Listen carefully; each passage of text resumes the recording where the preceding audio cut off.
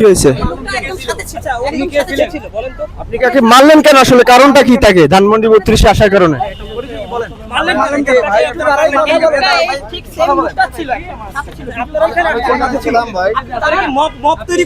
আমরা কোনো মব সৃষ্টি করতেছি না। রাষ্ট্রমন্ত্রী তো বারবার বলছেন কোনো ধরনের মব চলবে না এই দেশে।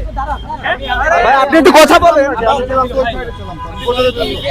সরকারের পক্ষ থেকে এই লোক সরাসরি মারার মধ্যে ছিল। আপনি কথা বলতেছেন না ভাই? মারেন ধরে কথা না বললে কথা বলতেছেন না কেন? এই কথা বলেন।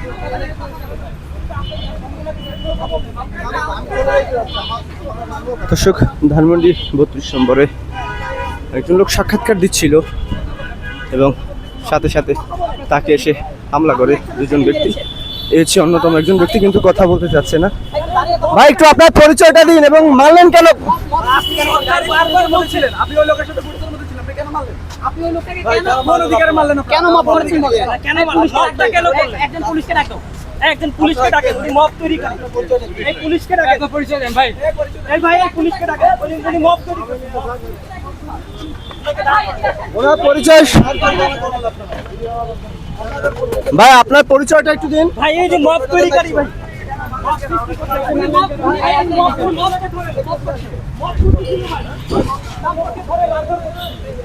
এই লোকটা